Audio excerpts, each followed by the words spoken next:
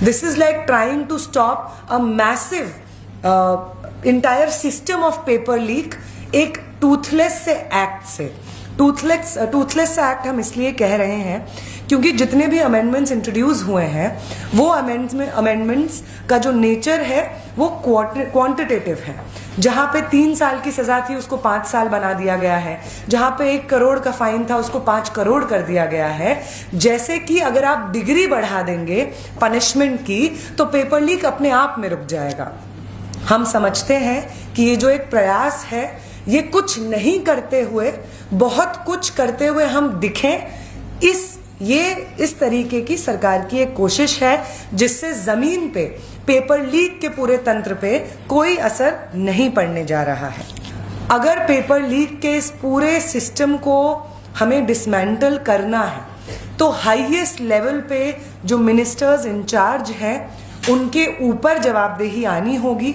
उनके खिलाफ एक्शन हो, इस चीज को प्रोविजंस में एक्ट्स में शामिल होना होगा। ये बिल्कुल नहीं हो सकता है कि बार बार पेपर लीक के खिलाफ आप एनटीए का सारा स्टाफ बर्खास्त कर दीजिए लेकिन एनटीए अपनी जगह पे रहेगा। आप ऐसा नहीं कर सकते हैं कि सीबीएसई के चेयरमैन को आप हटा दीजिए लेकिन एजुकेशन मिनिस्टर अपनी जगह पे रहेगा। इसलिए हमारा यही समझदारी है कि इस एक्ट के माध्यम से एक तरह से अकाउंटेबिलिटी एस्केप भी करने की कोशिश की जा रही है उन हाई रैंकिंग ऑफिशियल्स की जिनकी कायदे से आखिरी जो व्यक्ति हैं जिनके ऊपर जिम्मेदारी आती है पेपर लीक के इस पूरे प्रोसेस को एड्रेस करने की, इसको रोकने की। नए तीवर के साथ आ रही है आपकी पसंदीदा मासिक पत्रिका दलित दस्तक। नीचे दिए गए नंबर पर आज ही संपर्क करिए या व्हाट्सएप करिए। जो public examination prevention of unfair means act 2024 है जिसमें कि उन्होंने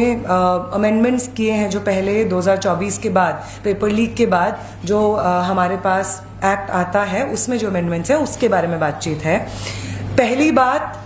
तो इस तरीके का कोई भी अमेंडमेंट या कोई भी एक्ट बिल्कुल ही न काफी है। पेपर लीक का जो पूरा प्रोसेस और पूरा माफिया इस देश में चल रहा है, अगर उसको एड्रेस करने की जरूरत महसूस होती है तो सीधा एनटीए जैसे एजेंसी को बर्खास्त करके और दूसरा एनईपी एक ऐसा पॉलिसी जिसके बाद देश भर में जो एग्जामिनेशंस एंट्रेंस के एग्जामिनेशंस करवाए जाते थे, चाहे वो मेडिकल के हों, इंजीनियरिंग के हों या अलग अलग यूनिवर्सिटीज़ के भी जो एंट्रेंस एग्जामिनेशंस होते थे, उनका जो सेंट्रलाइजेशन हुआ है वो सेंट्रलाइजेशन को सिस्टमेटाइज एनईपी ने किया है। तो अगर आप पेपर लीक रोकना चाहते हैं तो एनटीए जैसा एजेंसी जो कि बिल्कुल ही इनट्रांसपेरेंट रूप से काम करता है, या तो आप उसको बर्खास्त कीजिए या तो अगर आप चाहते तो एक्ट ऑफ पार्लियामेंट से आप उसको एक स्टैट्यूटरी बॉडी बनाइए जिसके तहत उसकी जवाबदेही बने। लेकिन इनमें से कोई भी चीज नहीं की गई। इनफैक्ट एक आसान सा साधारण सा रास्ता लिया गया जो असल में कोई रास्ता भी नहीं है। ये तो ऐसी ही बात है कि पहले जो प्रोविजंस हमारे देश में मौजूद थे, प्यूनिटिव एक्शंस मौजूद थे, जैसे कि उनको और पैना करके ही आप पेपर लीक रोक पाएंगे। This is like trying to stop a massive entire system of paper leak एक टूथलेस से एक्ट से। टूथलेस एक्ट हम इसलिए कह रहे हैं क्योंकि जितने भी अमेंडमेंट्स इंट्रोड्यूस हुए हैं वो अमेंडमेंट्स का जो नेचर है वो क्वांटिटेटिव है। जहां पे 3 साल की सजा थी उसको 5 साल बना दिया गया है, जहां पे 1 करोड़ का फाइन था उसको 5 करोड़ कर दिया गया है। जैसे कि अगर आप डिग्री बढ़ा देंगे पनिशमेंट की तो पेपर लीक अपने आप में रुक जाएगा। हम समझते हैं कि ये जो एक प्रयास है ये कुछ नहीं करते हुए बहुत कुछ करते हुए हम दिखें, इस तरीके की सरकार की एक कोशिश है जिससे जमीन पे पेपर लीक के पूरे तंत्र पे कोई असर नहीं पड़ने जा रहा है। अगला जो पॉइंट है जो इसमें हम देखते हैं कि जो स्टूडेंट्स हैं, जो विक्टिम्स हैं पेपर लीक के, पेपर लीक प्रूव करने का जो ओनस है इस एक्ट के माध्यम से वो उन विक्टिम्स पे डाला जा रहा है और किसी भी तरीके का डिटेलिंग, किसी भी तरीके का रिड्रेसल जो है वो सिर्फ प्रोसीजरल बना दिया गया है जो कि अगेन नाकाफी है। हम रिड्रेसल मैकेनिज्म का इलैबोरेशन नहीं चाहते हैं, हम साफ सीधे रूप से हाईएस्ट बॉडी का अकाउंटेबिलिटी चाहते हैं। हम देखते हैं कि इसी एक्ट में ये चीज जहां पे एक तरफ ये चीज लिखी हुई है कि मिनिस्ट्री और डिपार्टमेंट की ही जवाबदेही रहेगी अगर इस तमाम तरीके की चीजें होती हैं, लेकिन इसके साथ साथ ये भी मेंशन्ड है कि अगर कोई ऑफेंस कमिट होता है बिना उनके नॉलेज के, जो कि मिनिस्टर है या जो हाई रैंकिंग ऑफिशियल है, तो उनको एग्जेम्पशन मिलता है किसी भी तरीके के एक्शन से। ये बिल्कुल भी गैर जरूरी है, ये बिल्कुल भी काफी नहीं है।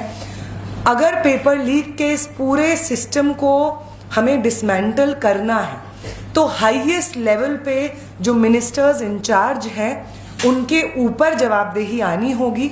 उनके खिलाफ एक्शन हो, इस चीज को प्रोविजंस में, एक्ट्स में शामिल होना होगा। ये बिल्कुल नहीं हो सकता है कि बार बार पेपर लीक के खिलाफ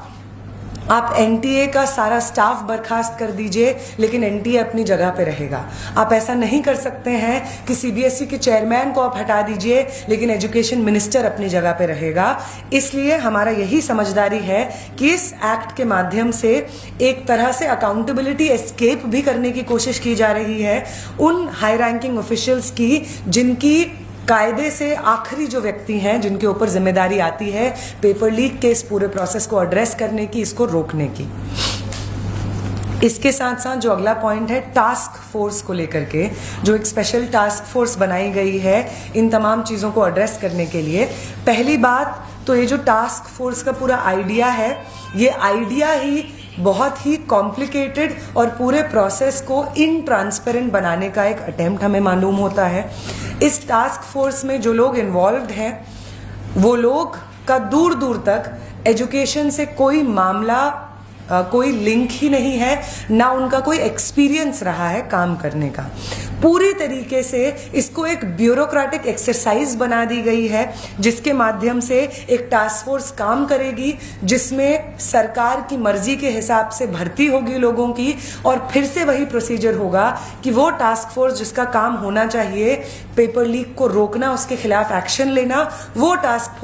फोर्स फिर से वही काम करेगी कि जो मंत्री अकाउंटेबल है उनको बचाया जाएगा। यही हमारी इस पे समझदारी है। इसके साथ साथ जो लोग इन्वॉल्व भी हैं, इनफैक्ट चाहे वो अनीता करवाल हो जो कि secretary department of school education के हों, या नीलकानी हो जिनको